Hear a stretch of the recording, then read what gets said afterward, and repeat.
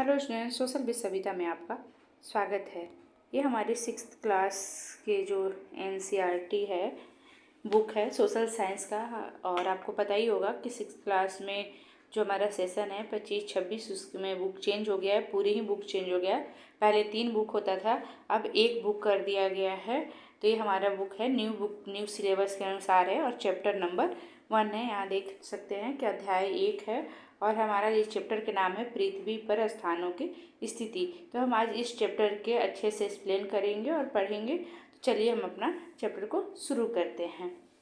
यहाँ देखिए, अब दिया हुआ है कि पृथ्वी अंतरिक्ष में स्थित है, जो जल, पृथ्वी, अग्नि और वायु से बनी है और यह गोलाकार है। यह सभी स्थलीय और जलीय प्राणियों से घिरी हुई है। ये किसने कहा था? आर्यभट्ट ने कहा था, लगभग 500 शताब्दी पूर्व, 500 शताब्दी पहले कहा था उन्होंने। तो चलिए अब हम धीरे धीरे आगे बढ़ते हैं। और ये देखिए हमारा जो पृथ्वी है, इस तरह से ये देखिए दिखाया गया है कि किस तरह से गोलाकार है और यहाँ पे जल है, अग्नि है और मनुष्य, ये सारा अलग अलग करके दिखाया गया है। इस तरह से आप देख सकते हैं। यहाँ देखिए, और चलिए अब नीचे यहाँ पे कुछ प्रश्न दिया हुआ है। चलिए हम प्रश्नों को भी थोड़ा देखते हुए चलते हैं कि मानचित्र क्या है और हम इसका उपयोग कैसे करते हैं। तो इसका मुख्य घटक क्या है? तो देखिए, अभी मैंने दिखाया कि ये एक मानचित्र की तरह ही है। कि अभी हमने देखा था कि ये मानचित्र की तरह ही समझ सकते हैं कि एक हमारी ये पृथ्वी है और यहाँ पे ये जल है जो दिख रहा है और अग्नि वायु है से बनी हुई है और गोलाकार है। तो यहाँ कुछ जलीय जीव है, यहाँ पानी है और कुछ स्थलीय, कुछ भूमि है, तो यहाँ लोग रहते हैं। तो ये एक मानचित्र के थ्रू ही समझाया जाता है। इसे कहा जाता है कि मानचित्र क्या है और निर्देशांक क्या है और पृथ्वी पर किसी स्थान को अंकित करने के लिए अक्षांश और देशांतर का उपयोग कैसे किया जाता है। तो किसी चीज़ को, हमारे मान लीजिए कि हमारे पृथ्वी है और इस किसी स्थान को हमें अंकित या किसी चीज़ को मतलब जानने के लिए, तो अच्छा देशांतर जो है, सीधी लाइनें जो होती है ऐसे ऐसे कटे हुए, मान लीजिए कि गोलाकार है और इसमें ऐसे ऐसे जो लाइनें हैं ये हमारी देशांतर होती है और ऐसे लाइनें जो होती हैं वो हमारे अक्षांश होती हैं। तो इस तरह से हम उपयोग कर सकते हैं किसी चीज़ को जानने के लिए। अब चलिए यहाँ नीचे देखते हैं। यहाँ पे देशांतर से स्थानीय समय और मानक समय कैसे संबंधित है। तो हम देख सकते हैं कि देशांतर से ही हम अपना मानक समय कहीं जाने या उसका समय की, मान लीजिए कि अभी भारत में मानक समय क्या है, अमेरिका का मानक समय, तो हम ये देशांतर के थ्रू ही इसे सभी संबंधित है तो उसके थ्रू ही हम जान सकते हैं। और इस क्वेश्चन का आंसर मैं अभी इस वीडियो के बाद दूसरा वीडियो नेक्स्ट डालूंगी तो उसमें इसका आंसर भी मैं डाल दूंगी, ऐसे मैंने बता दिया। चलिए कल्पना कीजिए, देखिए अब यहाँ से हम शुरू करते हैं। कल्पना कीजिए कि आप पहली बार किसी नगर, यहाँ थोड़ा सा छोटा करते हैं। कल्पना कीजिए कि आप पहली बार किसी नगर की यात्रा कर रहे हैं और उस नगर में आप जिस स्थान की यात्रा करना चाहते हैं उसका पता लगाएं। आप सहायता के लिए किसी स्थानीय व्यक्ति से पूछ सकते हैं अथवा उस नगर के मानचित्र को देख सकते हैं। पिछले कक्षा में आपने पिछले 5वीं क्लास में मानचित्र के बारे में कुछ बातें सीखी होगी। तो लेकिन हम इस अध्याय में मानचित्र को अच्छी तरह से समझेंगे। तो मान लीजिए आपको कहीं घूमने जाना है तो उस जगह का एरिया को आपको पता नहीं है। तो आजकल क्या हो गया कि थोड़ा एडवांस सिस्टम हो गया, लोग गूगल पर सर्च करते हैं, गूगल मैप डालते हैं और उस एरिया को पता लगा लेते हैं। ये नहीं होता तो मान लीजिए कि आसपास कहीं घूमने जाएंगे तो वहाँ के लोगों से हम पूछेंगे कि ये जगह कहाँ है। तो इस तरह से हम पता लगा सकते हैं। आइए एक खेल खेलते हैं। नीचे दिए गए एक लघु मानचित्र के निरीक्षण कीजिए। कल्पना कीजिए कि आप रेलवे स्टेशन पर एक रेलगाड़ी से अभी अभी उतरे हैं और मानचित्र पर अंकित बैंक जाना चाहते हैं। तो आप किस मार्ग से जाएंगे? क्या कोई अन्य संभावित मार्ग भी है?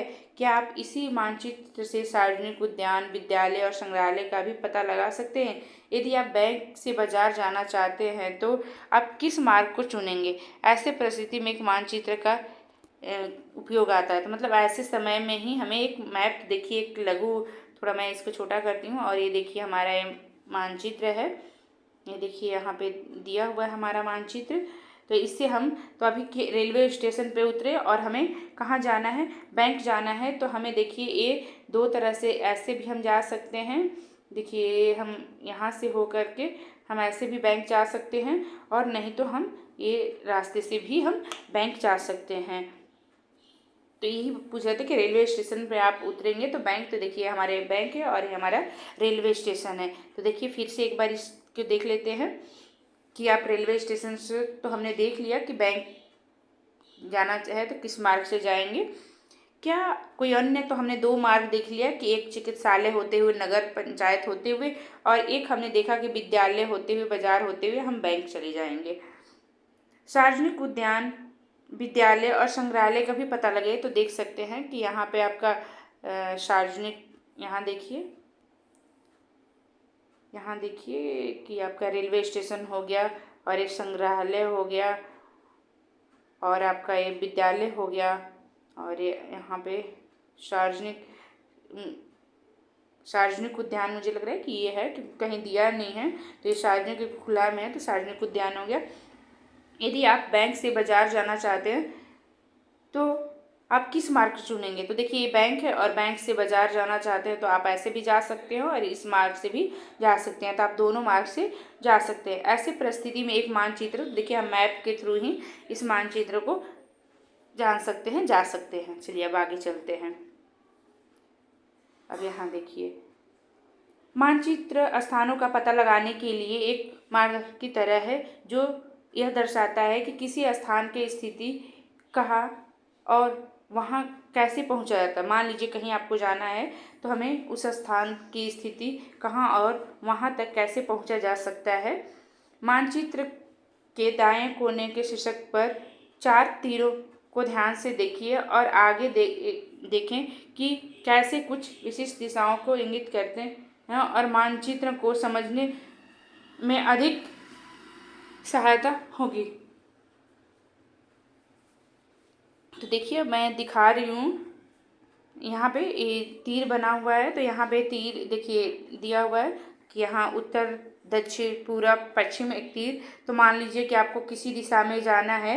अब ये देखिए कि यहाँ रेलवे स्टेशन से, तो देखिए आप मान लीजिए कि रेलवे स्टेशन से, तो रेलवे स्टेशन से पहले आप दक्षिण की ओर मुड़ेंगे, फिर क्या करेंगे, पूरब के तरफ मुड़ेंगे, फिर आप उत्तर की तरफ जाएंगे, फिर थोड़ा सा पूरब की तरफ, फिर उत्तर की तरफ। देखिए इस तरह से आप जाएंगे। उसी तरह से आप कोई भी चीज़ों के जहाँ जाना है तो इसे दिशा को पता लगा सकते हैं। एक तीर के मतलब है कि हम उत्तर दिशा में जाना है, पूर्व, पश्चिम, दक्षिण, तो इस दिशा में तो हम इस तीर के माध्यम से समझ सकते हैं, ये जो दिया हुआ है इसके माध्यम से। तो अभी मैंने बताया कि किस तरह से आपको कौन सा दिशा में जाना है।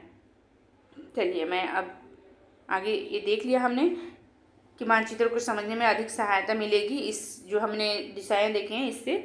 अब चलिए यहाँ भी कुछ प्रश्न है, इसको भी मैं कर लेती हूँ, फिर आगे हम बढ़ते हैं। तो यहाँ देखिए दिया हुआ है कि चिकित्सालय को अंकित कीजिए। तो इसमें देखिए कि मैप में चिकित्सालय कहाँ दिया हुआ था, तो आप देख सकते हैं कि मैप में ये देखिए कहाँ दिया हुआ, यहाँ देखिए आप भी अपनी किताब में देखिए, ये चिकित्सालय हो गया। अब अगला दिया है कि चिकित्सालय के, तो मान लीजिए मैप है और यहाँ पे चिकित्सालय है, हॉस्पिटल है। और अगला है कि नीले रंग से दिखाया गया क्षेत्र क्या दर्शा रहा है। तो ये देखिए नीले रंग के जो क्षेत्र है, मान लीजिए नदी होगा, तालाब होगा या नहर होगा, कुछ तो होगा, इसलिए पानी का क्षेत्र है तो इसलिए कहा गया है कि नीले वाला जो रंग का क्षेत्र है, यहाँ पे ये नदी हो गया, नहर हो गया या कोई तालाब या कुछ वैसे पानी वाला क्षेत्र है, जलीय क्षेत्र है, तो ये नीले रंग का क्षेत्र दर्शाया गया है। तो यहाँ देखिए दूसरा क्वेश्चन था कि नीले रंग का, यहाँ हमने पहला भी देख लिया था कि चिकित्सालय और नीले रंग के क्षेत्र को। अब अगला है, थर्ड है कि विद्यालय, नगर पंचायत और सार्वजनिक उद्यानों से रेलवे स्टेशन से कौन सा स्थान सबसे दूर है। तो आप देख सकते हैं कि रेलवे स्टेशन से कौन सा स्थान सबसे दूरी पे है, विद्यालय है या नगर पंचायत है या सार्वजनिक उद्यान है। तो देखिए यहाँ पे फिर हम इस मैप में चलते हैं और हम देखते हैं कि ये हमारा रेलवे स्टेशन हो गया और यहाँ से देखिए ये विद्यालय तो बिल्कुल पास में हो गया, ये विद्यालय हो गया और यहाँ पे नगर पंचायत हो गया, नगर पंचायत थोड़ा दूर है। तो ये संग्रहालय तो दिया नहीं है कहीं पे, राष्ट्रीय उद्यान तो दिया नहीं है, तो ये हमारा उद्यान हो गया। तो सबसे दूरी पर क्या है, उद्यान है। देख रहे हैं यहाँ खुला है, पेड़ पौधे बाग बगीचे है, तो ये हमारा सबसे दूरी पर है रेलवे स्टेशन से। अब अगला है जो ये एक्टिविटी है, तो आप क्लास में अपने टीचर्स की सहायता से कर सकते हैं। अब हम चलिए आगे देखते हैं, मानचित्र और उसके घटक। ये देखिए, और ये बहुत ही महत्वपूर्ण चैप्टर है, तो इसको अच्छे से ध्यान से पढ़िएगा। और बुक भी चेंज हो चुका है, तो इसलिए अच्छे से एक्सप्लेन करके देखेंगे और पढ़ेंगे, इसको समझेंगे, ताकि अच्छे से आपको समझ में आ जाएगा। मानचित्र और उसके घटक, हम इस साधारण उदाहरण से समझ सकेंगे कि मानचित्र किसी क्षेत्र या प्रतिनिधित्व चित्र का रेखांकन है, या एक लघु क्षेत्र या गांव, कस्बा या बृहद क्षेत्र। मान लीजिए कि आपका जनपद या राज्य अथवा भारत जैसे एक अति विशाल देश या संपूर्ण विश्व हो सकता है। मानचित्र से आप सतह को ऐसे देखेंगे जैसे आप उसके उभरे हुए को देख रहे हैं। हम मानचित्र के जरिए ही किसी, मान लीजिए किसी गांव को पता लगाना है, शहर के, या बृहद मतलब होता है कि बड़ा क्षेत्र, या लघु मतलब होता है कि कस्बा होता है या गांव होता है, और बृहद मतलब हो गया कि बड़ा सा एरिया को हमें देखना हो, और या मान लो किसी राज्य को हमें देखना है, किसी देश को देखना है, तो ये हम मानचित्र के जरिए ही समझ सकते हैं। मैप के जरिए ही हमें इसे पता लगा सकते हैं। एटलस मानचित्र वाली मानचित्रों की एक पुस्तक संग्रह है।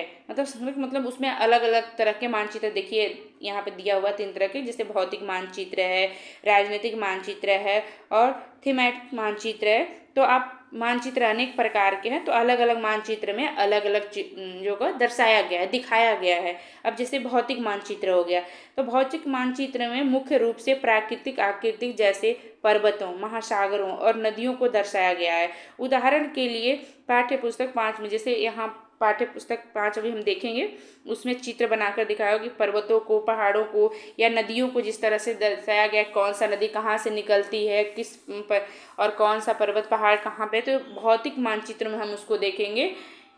और राजनीतिक मानचित्र में किसी हम देश के, नगर के या राज्य को, केंद्र शासित प्रदेश या राजधानी को हम देखेंगे कि उसमें कौन सा राज्य कहाँ पे है, कौन सा देश कहाँ पे है, या जैसे उसमें हम कहीं भरेंगे, दर्शाएंगे, जैसे राज्य हो गया, राजधानी हो गया, स्टेट हो गया, तो ये हम राजनीतिक मैप में भरेंगे। और एक थीमेटिक मानचित्र है, विशिष्ट प्रकार के सूची प्रदान करते हैं। उदाहरण के लिए हम पाठ्य पुस्तक 6.3 में देखेंगे, जैसे कि किसी चित्र, मान लीजिए मानचित्र के 3, हम इसमें देखेंगे उदाहरण के लिए कि थीमेटिक मानचित्र है, नदी, नहर, इसके लिए। चलिए अब आगे हम देखते हैं कि किसी मानचित्र को 3 मुख्य घटक होते हैं। ये बहुत ही महत्वपूर्ण है, यहाँ से क्वेश्चन भी डायरेक्ट आता है।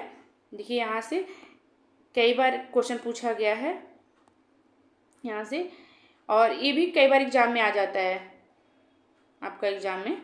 देखिए यहाँ पे ये भी कई बार पूछा जाता है कि कितने मानचित्र कितने प्रकार के होते हैं। मानचित्र 3 प्रकार के होते हैं। और ये देखिए कि मानचित्र के कितने घटक होते हैं, तो ये वाला क्वेश्चन भी कई बार आपके एग्जाम में 2 नंबर 1 नंबर के आ जाता है। तो ये देखिए दूरी, दिशा और प्रतीक चिन्ह, तो ये है मानचित्र के 3 घटक हैं। तो इस तरह से देख सकते हैं। और चित्र पॉइंट 1 में देखते हुए प्रथम 2 के बराबर में पहले ही जान चुके हैं कि आइए हम उनके अधिक सटीक, जिसे हमने अभी मानचित्र 1 पॉइंट में देखा था कि कौन सा स्थान कहाँ पे है और किस दिशा में, तो हमने अभी ऊपर देखा था।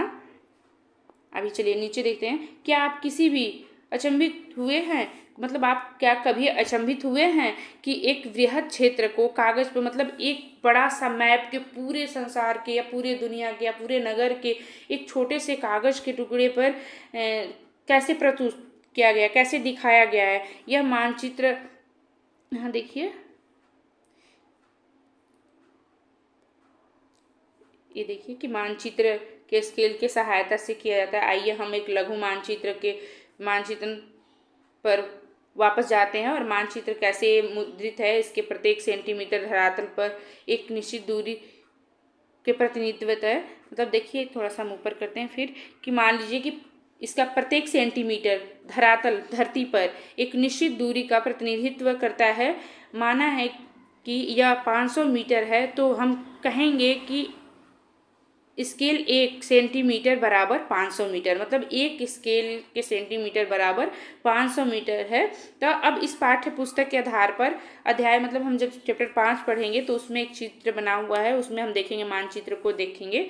और स्केल के नीचे बाईं कोने में रूलर द्वारा दर्शाई गई है, जिसकी लंबाई 500 और किनारे पर किलोमीटर लिखा हुआ है। समांतर इसका अर्थ है कि जो रूलर मुद्रित मानचित्र में 2.5 मीटर सेंटीमीटर मापता है वह भूमि पर, मतलब ये मैप में जो मुद्रित रूलर है मापा जाता है 2.5 सेंटीमीटर, वह भूमि पर 500 किलोमीटर को दर्शाता है। इसलिए मानचित्र पर चिन्हित किन्हीं दो बिंदुओं के बीच की वास्तविक दूरी को स्केल पर, मतलब मान लीजिए कि देखिए यहाँ पे मान लीजिए कि 2 बिंदु है और बीच की दूरी कितनी है, तो इस तरह से उसका मानचित्र का हम उपयोग करते हैं कि इसके बीच की दूरी कितनी हुई।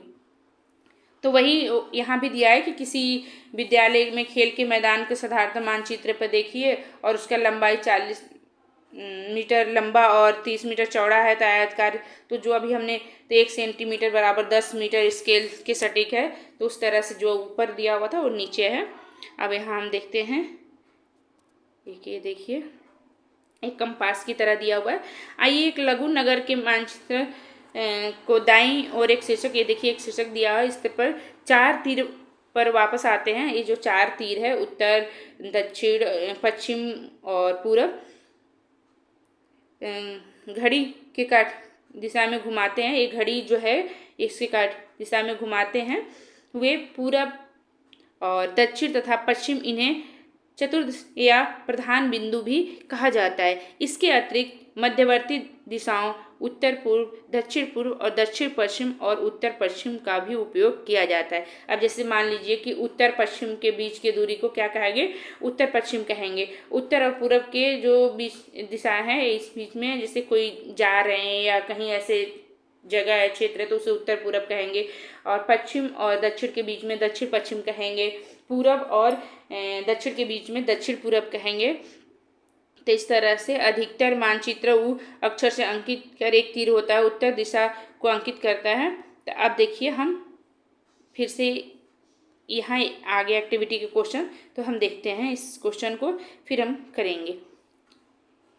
एक लघु नगर के मानचित्र पर पुनः 4 कीजिए और नीचे दिए गए सूची को सही और गलत की पहचान कीजिए। अब देखिए बाजार चिकित्सालय के उत्तर में, अब हम चलिए जो हमने आगे देखा था मानचित्र ऊपर में, हम उसी मानचित्र को फिर से देखेंगे कि बाजार जो है चिकित्सालय के उत्तर में। अब तब चलिए हम यहाँ पे देखते हैं, ये देखिए हम फिर से यहाँ पे आ गए और देखिए बाजार है तो क्या चिकित्सालय के उत्तर में है, तो देखिए यहाँ पे बाजार है और चिकित्सालय कहाँ पे है, यहाँ पे ऊपर में है।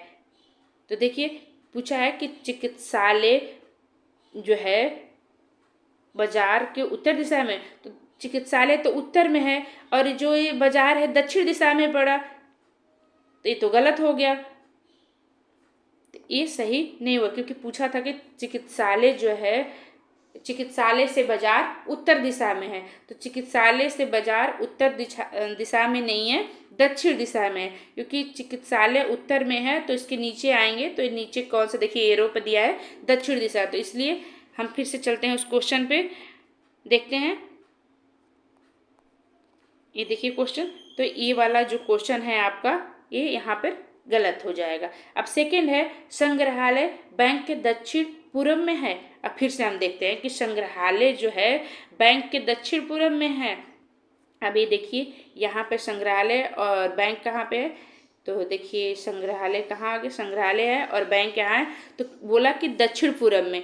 तो अब हमारा ये दक्षिण संग्रहालय कहाँ, यहाँ है संग्रहालय, और पूछा है कि बैंक जो संग्रहालय से बैंक दक्षिण, तो नहीं उत्तर में है, तो उत्तर पूरब हम कह सकते हैं, थोड़ा सा पूरब और उत्तर कह सकते हैं, क्योंकि हम दक्षिण में, ये भी गलत हुआ।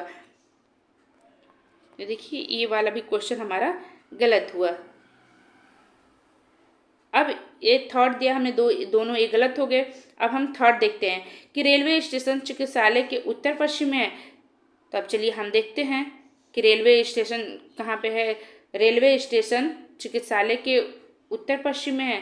तो देखिए, चलिए ये देखिए रेलवे स्टेशन चिकित्सालय के उत्तर पश्चिम में है। हाँ, तो ये देखिए नीचे जाएंगे, ये रेलवे स्टेशन जो है चिकित्सालय के उत्तर में भी है और थोड़ा सा पश्चिम में है, तो ये वाला सही हो जाएगा हमारा। जो ये देखिए, ये जो ये पहला दूसरा गलत और तीसरा सही हो जाएगा। झील आवासीय भवन के उत्तर पश्चिम में है।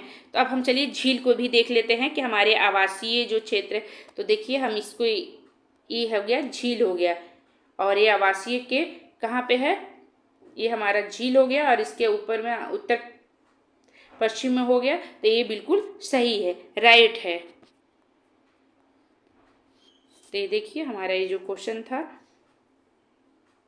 तो ये वाला गलत था, ये भी गलत था, ये दोनों सही था। उसी तरह आप इसको भी कि आप अपने विद्यालय को प्रारंभिक बिंदु मानते हुए कि आप जानते हैं कि आपका घर लगभग किस दिशा में स्थित है, तो ये आप अपने शिक्षक से, मान लीजिए कि आपके विद्यालय में जब आप पढ़ने जाते हैं तो आपके विद्यालय से आपके घर कौन सा दिशा में है, आप एक कागज़ पर मैप बना करके उसे दर्शा सकते हैं और दिखा सकते हैं। चलिए अब आगे चलते हैं, देखते हैं। अब यहाँ देखिए प्रतीक चिन्ह मानचित्रों का एक महत्वपूर्ण घटक है। हमारे मानचित्र में वास्तविक भवनों और कुछ अन्य में लघु आरेख ड्राइंग्स हैं, लेकिन एक बड़े नगर या एक देश के मानचित्र पर इन सभी को चित्रण के लिए पर्याप्त स्थान नहीं होगा। इसकी जगह इन आकृतियों के लिए चिन्हों का उपयोग किया जाता है। उदाहरण के लिए भवन के विभिन्न प्रकार जैसे रेलवे स्टेशन, विद्यालय, डाकघर, और मार्ग, रेल लाइन और नदी, तालाब, वन के लिए प्रतीक चिन्ह, मतलब इनको दर्शाने के लिए, दिखाने के लिए अलग अलग चिन्ह बनाया गया। मैं दिखाऊंगी नीचे अभी कि किस तरह से है प्रतीक चिन्ह। इस तरीके से मानचित्र उपलब्ध सीमित स्थानों पर अनेक विवरण है। जैसे हमें मान लीजिए कि रेलवे स्टेशन के लिए अलग एक लाइन बना दिया गया है मैप में, तो हम उसको देख करके हमें पता लग जाएगा कि ये रेलवे स्टेशन है, और एक भवन की तरह बना दिया डाकघर की तरह कि ये डाकघर है, ये विद्यालय है, ये रेलवे मार्ग है, और ये नदी है। तो इस तरह से एक दिखाया जाता है मैप में, ताकि हमें पता चल सके कि कौन सा स्थान है। विभिन्न उपयोगकर्ताओं मानचित्र को अधिक सरलता से समझने, इसके लिए मानचित्र निर्माता विशिष्ट प्रतीक चिन्हों का उपयोग करते हैं। विभिन्न देश प्रतीक चिन्हों के अलग अलग चिन्ह का उपयोग करते हैं। सरकारी निकाय भारतीय सर्वेक्षण विभाग ने या भारत के भागों ने मानचित्र के लिए प्रतीक चिन्हों का संख्या निर्धारित किया है। इनमें से कुछ चयनित चिन्हों को पृष्ठ 11 के चित्र 1.2 में दर्शाया गया। अब चलिए हम देखते हैं 1.2 में। तब ये देखिए हमारा 1.2 में, अभी मैं आपको बता रही थी वही बातें, थोड़ा इसमें करती हूँ। और देखिए मैं अभी, ये देखिए अब आप अपने विद्यालय और अन्य कुछ महत्वपूर्ण, देखिए अब हमें इसमें चित्र में देखना है रेल। अब देखिए दिखा है रेलवे लाइन, बड़ी लाइन, छोटी लाइन, रेलवे। अब ये देखिए रेलवे लाइन जैसे बड़ी लाइन ऐसे करके, छोटी लाइन ऐसे बताया गया है। सड़कें हो गए, तो ये पक्की सड़कें हो गए, कच्ची सड़कें हो गए, और अंतर्राष्ट्रीय हो गया, सीमा हो गया, और ये राज्य हो गया, जिला हो गया। इस तरह से दर्शाया गया है, बताया गया है, एक चिन्ह है। और इसी तरह के क्वेश्चन में भी आपको एग्जाम में पूछ लिया जाता है। अब नदी हो गया, तो ये नदी हो गया, ये कुआं हो गया, ये तालाब हो गया, ये नहर हो गया, और ये सेतु हो गया, ये बांध हो गया।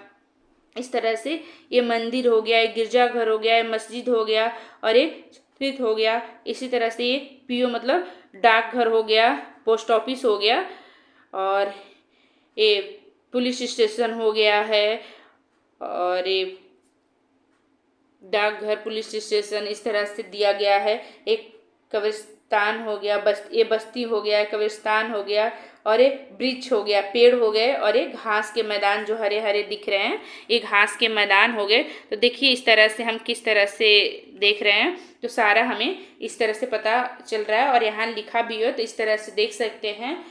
इसीलिए हमें मानचित्र की सहायता से बताया गया है कि हमें समझने में आसानी हो, इस तरह से हम समझ सकते हैं। चलिए अब आगे हम देखते हैं।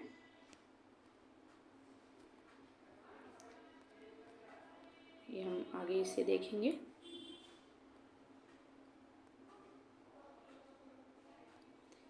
पृथ्वी का मानचित्रण। पृथ्वी का मानचित्रण कुछ अधिक कठिन है क्योंकि हमारे ग्रह का आकार चपटा नहीं है। इसकी आकृति लगभग गोलाकार है और हम लगभग इसलिए कहते हैं क्योंकि यह पूर्ण गोलाकार नहीं है, तो ध्रुवों पर थोड़ी चपटी है। हम इसे व्यवहारिक दृष्टि से गोलाकार मानेंगे। कागज में एक समतल पृष्ठ पर एक गोलाकार वस्तुएं और चित्रित करना संभव नहीं है। ऐसे क्योंकि इसे समझने के लिए एक संतरे को एक प्रकार छिलके को आपके पास उसके छिलके को केवल 3 अथवा 4 टुकड़ों में, इसके बाद एक मेज पर उसे चपटा करने का प्रयास कीजिए और आप पाएंगे कि किनारे को तोड़े बिना आप यह नहीं कर सकते। मतलब उसे आप एक संतरे के लीजिए, छिलके को करके और टेबल पर रख करके, और आप उसे तोड़े बिना यह नहीं कर सकते कि यह एक गोलाकार नहीं है। तो यह एक ग्लोब का विचार कीजिए कि यह गोलाकार आकृति जैसे है, उस पर एक मानचित्र बनाया गया है और यह चंद्रमा देखिए ग्लोब के थ्रू ही हम समझेंगे। और यहाँ देखेंगे, देखिए ये ग्लोब पर विचार कीजिए जो एक गोल आकृति जैसे हैं, उस पर एक मानचित्र बनाया गया है। यह पृथ्वी, चंद्रमा, मंगल ग्रह, तारों और तारामंडल आदि का भी एक मानचित्र हो सकता है। इस पृष्ठ पर दिए गए प्रथम चित्र दर्शाइए वह भौतिक वस्तुएं जो गोलाकार, समांतर, धातु, प्लास्टिक या कार्ड से बनी होती हैं। देख सकते हैं ये हमारा ग्लोब है।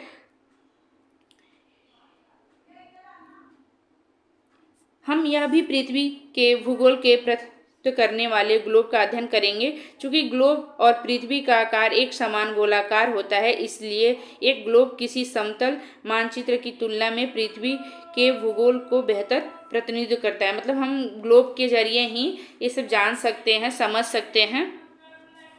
देखिए अब आइए हम यहाँ समझते हैं। ये देखिए यहाँ पे भी दिया हुआ है निर्देशांक को समझना। किसी नगर या कस्बे के एक बड़े बाजार की कल्पना कीजिए जिसमें सीधी पंक्तियों के समान आकार की दुकानें हैं। आप बाजार में एक स्टेशनरी की दुकान पर अपने मित्र से मिलना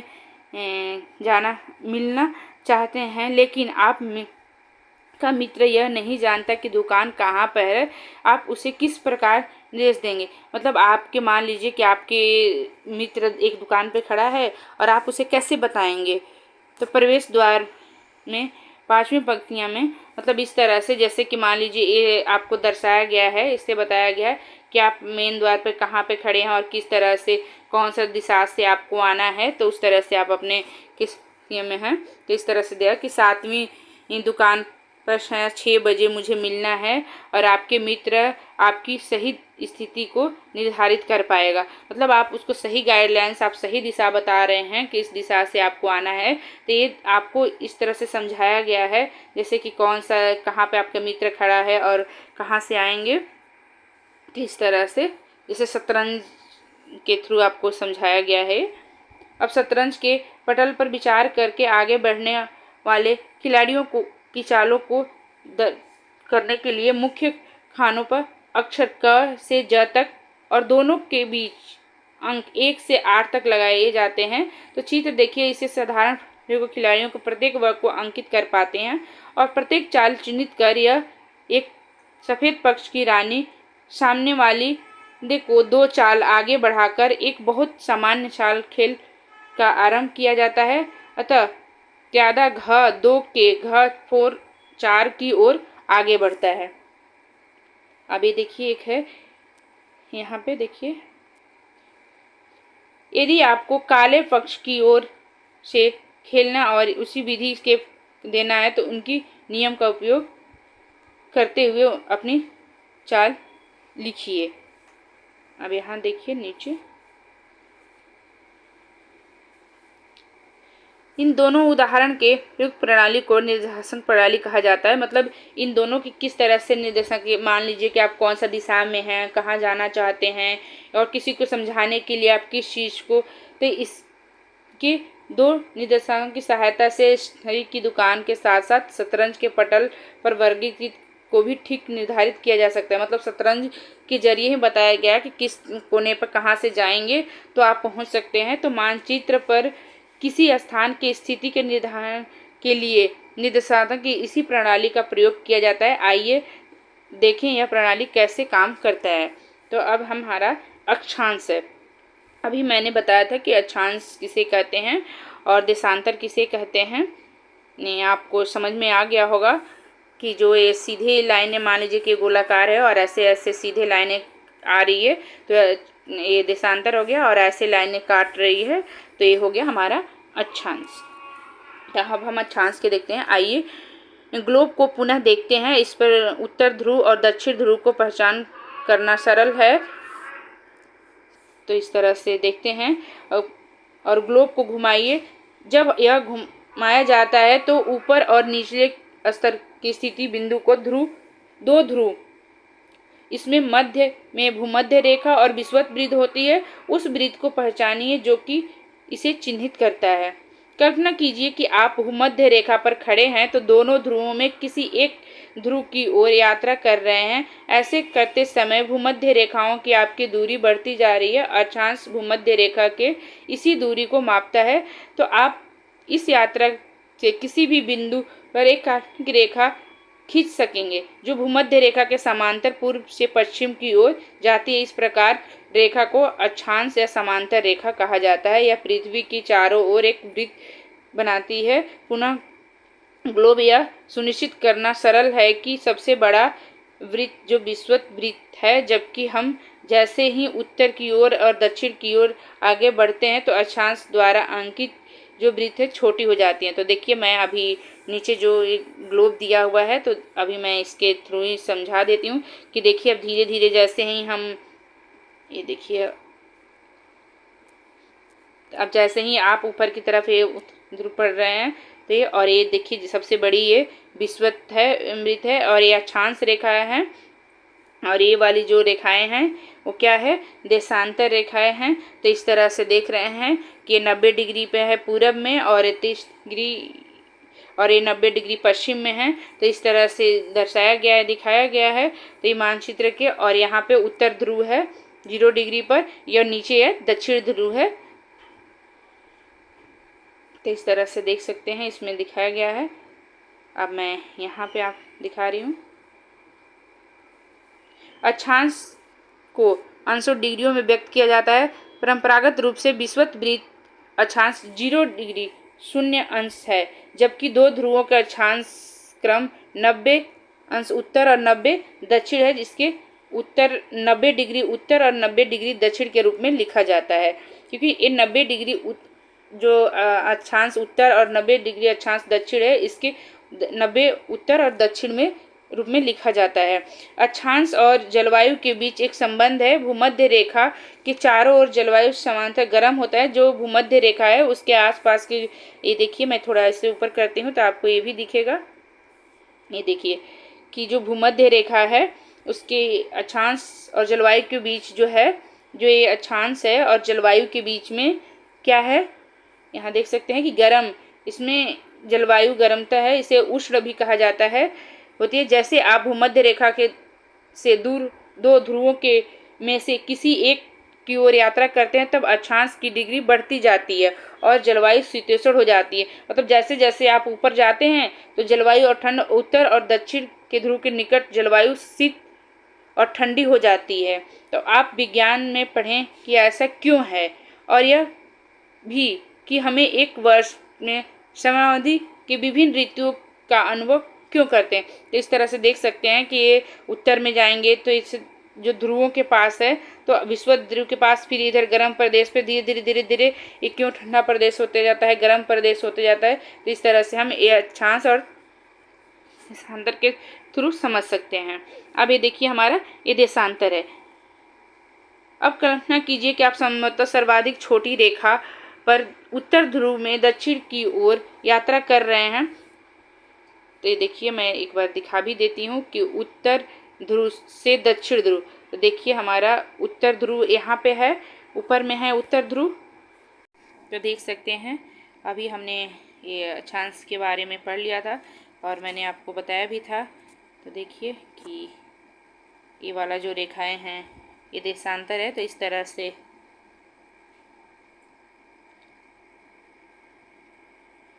चलिए अब हम देशांतर के बारे में थोड़ा बताती हूँ। आप कल्पना कीजिए कि आप संभवतः सर्वाधिक छोटी रेखा पर उत्तर ध्रुव से दक्षिण ध्रुव की ओर यात्रा कर रहे हैं, तो ग्लोब का अवलोकन कीजिए। आप पाएंगे कि यूरोप और अफ्रीका के मार्ग में जाने की जगह आप एशिया के मार्ग से भी जा सकते हैं और दूरी एक समान होगी। तो जैसे अभी मैंने बताया कि कहीं भी जाएंगे, जैसे यहाँ से ये, तो सारे दूरी क्या होगी, समान होगी। और ये अक्षांश, ये देशांतर रेखा है और ये वाला आपके अक्षांश रेखाएं हैं। ये देखिए, चलिए यहाँ पे एशिया, तो दूरी समान होगी। इन रेखाओं को देशांतरीय या मेरिडियन ऑफ लॉन्गिट्यूड कहा जाता है। ये अर्धवृत्त है जो कि एक ध्रुव से दूसरे ध्रुव तक जाते हैं। आगे चलते हैं और इस तरह से देखिए, आप विज्ञान से यह भी सीखेंगे कि पृथ्वी ध्रुव पर घूमती है। इसके सरलता से समझाने के लिए एक टेबल लैंप अपने ग्लोब से थोड़ी दूर पर, मान लीजिए एक ग्लोब रखे हैं और उसके थोड़ी दूर पर उसे टेबल लैंप रखे और कल्पना कीजिए कि यह सूरज जो है, सूरज की जो पृथ्वी को प्रकाशित कर रहा है, तो ग्लोब को पूर्व की ओर घूमने पर हम देख सकते हैं कि पृथ्वी के कुछ स्थानों पर प्रातःकाल, अन्य स्थानों के मध्य संध्या रात्रि हो जाती है। मतलब हम देखेंगे कि जो अन्य स्थानों के मध्य से संजय रात, मतलब कहीं कहीं समय का अंतर आता है, डिफरेंस आ जाता है। जबकि एक देश में प्रातः नाश्ते का समय होता है तो अन्य देश में भोजन, मान लीजिए कि इंडिया में कुछ और समय है तो अमेरिका में कुछ और समय, मान लीजिए यहाँ पर नाश्ते के समय हो रहा है तो वहाँ पे भोजन का समय हो रहा है, और किसी तीसरे देश में रात्रि के भोजन कर गहरी नींद में लोग सो रहे हैं। तो हर जगह अलग अलग ये समय है। इसी कारण एक स्थान के देशांतर से मापे गया दूरी जो समान है, देखिए देशांतर के माप द्वारा हम उस स्थान के समय को भी मापेंगे। और आइए यह कैसे होता है हम देखेंगे कि देशांतर को मापने के लिए हमारे द्वारा प्रमुख एवं उत्तर कहे जाने वाले संदर्भ बिंदु को परिभाषित करना आवश्यक है।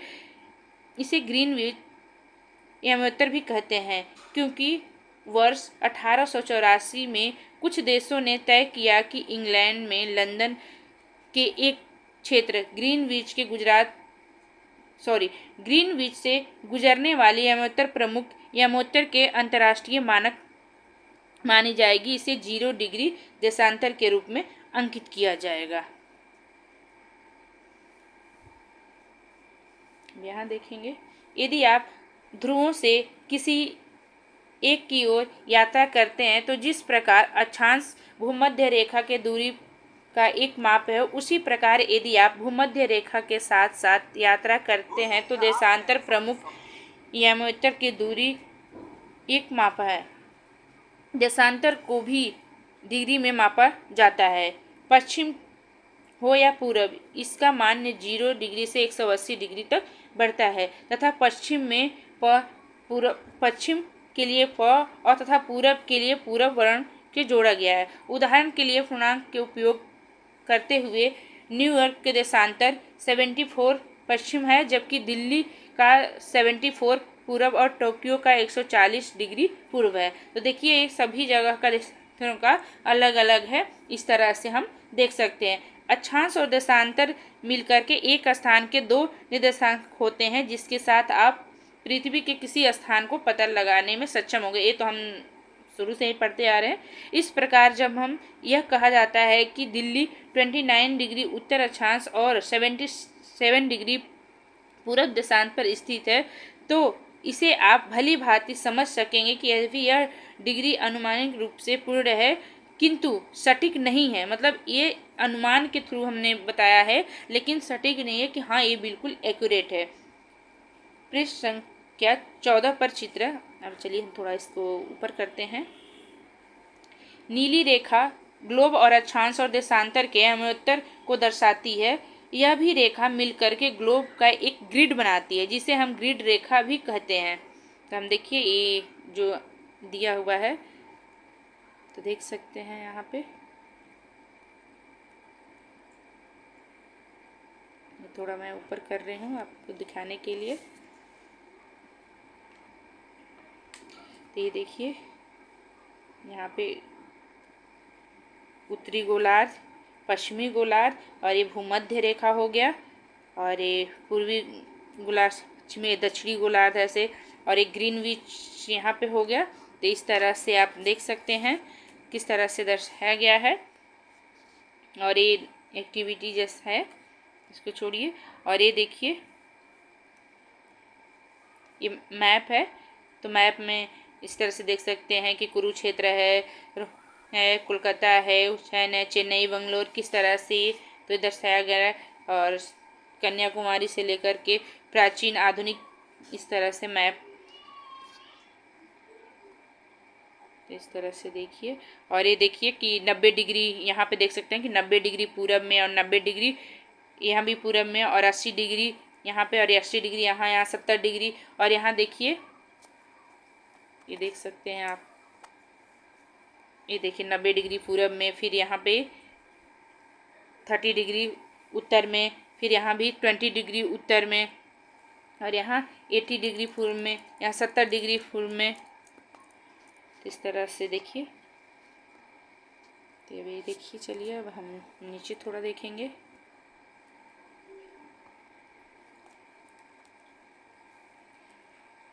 समय क्षेत्र टाइम जोन को समझाना।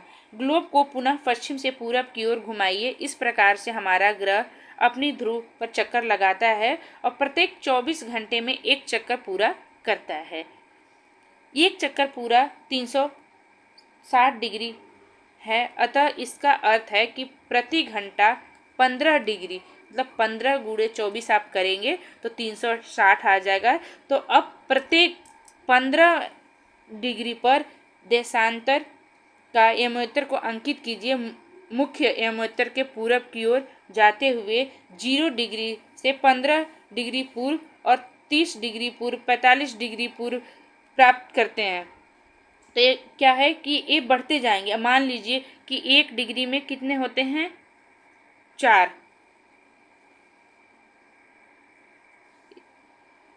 देखिए इस तरह से आप करेंगे और इस तरह से जोड़ते जाएंगे तो 180 डिग्री पूर्व तक पहुंचते हैं। यदि ग्रीनविच पर दोपहर 12 बजे मध्य है तो प्रत्येक 15 डिग्री यमोत्तर को स्थानीय मानक का 1 घंटा जुड़ता है। मान लीजिए 15 घंटे, यहाँ से 0 से 15 डिग्री तो 1 घंटा जुड़ गया, फिर 30 हो गया तो 2 घंटे, फिर 45 हो गया तो 3 घंटे, ऐसे जोड़ते जाएंगे। तो दोपहर 2 बजे होंगे, देखिए कि यहाँ कि 15 डिग्री पूर्व दोपहर 1 बजे होंगे तो स्थानीय समय है, तो 30 डिग्री पूर्व में दोपहर 2 बजे, मतलब 2 घंटे का अंतर आ गया। हर 15 डिग्री पर 1 घंटा बढ़ रहा है तथा इसकी क्रम से आगे बढ़ता है, लेकिन पश्चिम की ओर जाने पर इसका विपरीत होता है, मतलब घटता जाता है 1 घंटा। उदाहरण के लिए पश्चिम 15 डिग्री पश्चिम पर स्थानीय समय 11 बज रहा है। देखिए अब वहाँ 12, यहाँ जो जा रहे हैं तो घटते जा रहा है, और 30 डिग्री पर 10 बज रहा है, मतलब 1 घंटा यहाँ घटते जा रहा है। तो किधर पश्चिम की तरफ जाएंगे आप तो घटते हुए जाएंगे, और पूरब की तरफ जाएंगे तो आप बढ़ते हुए जाएंगे। तो ये देख सकते हैं कि इधर के साइड, अब ये देखिए यहाँ पे एक उदाहरण के लिए आपको दिया हुआ है कि इधर आप जाते जा रहे हैं पश्चिम के साइड तो आप घटते हुए जा रहे हैं, और इधर आप पूरब के साइड जा रहे हैं तो आप क्या हो रहा है, बढ़ते हुए जा रहे हैं। और इधर पश्चिम के साइड क्या हुआ, घटते हुए। प्रत्येक 1 घंटे माइनस में होते, यहाँ 2, फिर यहाँ प्लस में, तो ये प्लस हो गया और ये माइनस हो गए। तो देख सकते हैं इस विधि का पृथ्वी पर किसी भी स्थान के स्थानीय मान की गणना करने का उपयोग किया जाता है, लेकिन यह विधि किसी देश के अंतर अनेक स्थानीय समयों के उपयोग के संदर्भ में उचित नहीं होगा। इसी कारण अधिकतर देश उनके मध्य में गुजरने वाले यमोत्तर पर आधारित एक मानक समय को अपनाते हैं। और भारतीय मानक समय short time of IST Greenwich, जिसमें ग्रीनविच मीन टाइम या GMT भी कहा जाता है, जो स्थानीय समय 5 घंटे 30 मिनट आगे है। ग्रीनविच से जो स्थानीय समय है ये कितना 5 घंटे 30 मिनट आगे है। तो यहाँ देखिए गुजरात और असम में बैठे दो मित्र पुनः चर्चा करते हुए उदाहरण के लिए उपयोग की मानक समय का स्पष्ट। तो यहाँ हम नीचे और देखेंगे थोड़ा, यह भी सभी मानक समय का संगठित किए गए हैं, जो कि ग्राफ में 15 डिग्री के क्षेत्र से चित्र 1.7 के व्यापक रूप से पालन करते हैं। यदि पृष्ठ 21 पर विश्व मानचित्र 1.8 पर विचार करके हमने देखा कि समय क्षेत्र के विभाजित करने वाली रेखाओं तो सीधी नहीं होती हैं। ऐसा इसलिए है कि इसमें अंतर्राष्ट्रीय सीमाओं का पालन करते हुए प्रत्येक देश को मानक समय ध्यान रखना पड़ता है और मानचित्र में कुछ देशों के भीतर लिखित संख्याओं का उनका मानक समय प्राप्त होता है। प्राप्त करने के लिए GMT से जोड़ने यदि उनका एक धनात्मक चिन्ह है अथवा घटाए जिसे ऋणात्मक कहते हैं। जो प्लस वाला चिन्ह होता है उसे धनात्मक कहते हैं और जो माइनस वाला है तो जो पश्चिम की तरफ जाते हैं उसे हम ऋणात्मक कहते हैं और जो पूरब की तरफ जाते हैं उसे हम धनात्मक कहते हैं, जो बढ़ते हुए। तब देखिए फिर यहाँ भी हम देख सकते हैं कि इधर जाएंगे तो हम माइनस की तरफ जाएंगे 1 घंटा, ये देखिए माइनस, और इधर हम जब जाएंगे तो प्लस हो गया। तो ग्रीनलैंड से देखिए हम इंग्लैंड और यूरोप इधर जाते जाएंगे तो हमें मतलब बढ़ते जाएंगे और इधर हम जाएंगे 1 घंटा कम होते जाएंगे। कनाडा संयुक्त अमेरिका 1 घंटे हमसे इनकी दूरी कम होती जाएगी। तो इस तरह से मैप को आप समझ सकते हैं और ये भर भी सकते हैं। इसी प्रकार के चित्र 1.9 में भारत के केंद्रित ग्लोब के कुछ देशों के GMT से संबंधित मानक समय दर्शाया गया है। और यहाँ देखिए ग्रीनविच पर स्थित मुख्य अमेरिका जिसके विपरीत की रेखाओं लगभग 180 डिग्री देशांतर पर है उसे अंतर्राष्ट्रीय तिथि रेखा कहा जाता है। जैसे कि आप मानचित्र में देख सकते हैं कि 12 जिसे प्लस है और 12 माइनस समय रेखा, जिसे आप पूरब की तरफ जाएंगे तो प्लस में और पश्चिम की तरफ जाएंगे तो माइनस में, इसे रेखा पर एक दूसरे को छूते हैं। यदि आप इसे समुद्री जहाज या विमान से पार करते हैं तो आपके द्वारा अपनी घड़ी की तिथि के परिवर्तन करना आवश्यक है। यदि आप पूरब की ओर जाने की यात्रा करते हैं, इसे पार करते हैं, तो आप एक दिन मान लीजिए सोमवार से रविवार घटाएं। यदि आप पश्चिम की ओर पार करते हैं तो आप एक दिन मतलब रविवार से सोमवार जोड़ेंगे। हमने कहा कि अंतर्राष्ट्रीय तिथि रेखा जो लगभग 180 डिग्री देशांतर पर है, लेकिन यह कुछ देशों के एक ही दिन में विभाजित होने से बचने के लिए टेढ़ी मेढ़ी होकर के गुजरती है। अब जैसे कि देखिए ऐसे ऐसे कैसे रेखाएं टेढ़ी मेढ़ी, और इधर देखिए माइनस माइनस, इधर प्लस प्लस करके कैसे कौन सा राज्य कहाँ पे है तो कितने में प्लस पैसे दिया हुआ है। तो आप ग्लोब के थ्रू या मानचित्र भारत देखिए 5.5 घंटे, देखिए ये भारत के देखिए यहाँ पे। आगे पढ़ने से पहले यहाँ देखिए अब मानचित्र पृथ्वी के क्षेत्र चाहे वह छोटा हो या बड़ा हो दर्शाने के लिए एक अत्यंत उपयोगी साधन है। मानचित्र को मुख्य घटक दूरी, दिशा और प्रतीक चिन्ह है। पृथ्वी के प्रत्येक स्थान के एक स्थिति को है जिसको अक्षांश और देशांतर एक ग्रिड है। पूर्व से पश्चिम की ओर जाने वाली भूमध्य रेखा समांतर और उत्तर से दक्षिण जाने वाली एक ध्रुव दूसरे ध्रुव तक काल्पनिक रेखा की से सही परिभाषित किया जाता है। नीचे देखिए, और देशांतर के समय निर्धारित किया जाता है और समय क्षेत्र को परिभाषित किया जाता है। अंतर्राष्ट्रीय तिथि रेखा मुख्य अमोत्तर के विपरीत लगभग 180 डिग्री देशांतर पर अवस्थित है और अंतर्राष्ट्रीय तिथि रेखा को पार करने पर तिथि में एक दिन का परिवर्तन हो जाता है। जैसे ही अंतर्राष्ट्रीय का तो एक दिन का क्या होता है परिवर्तन हो जाता है। और ये जो क्वेश्चन आंसर है हम नेक्स्ट वीडियो में कराएंगे क्योंकि वीडियो बहुत लंबा हो जाएगा। और जो बच्चे नए हैं हमारे चैनल को लाइक सब्सक्राइब करिएगा, अपने दोस्तों में शेयर करिएगा। इसी तरह के वीडियो देखने के लिए हमारे चैनल पर बने रहिए। धन्यवाद। Next video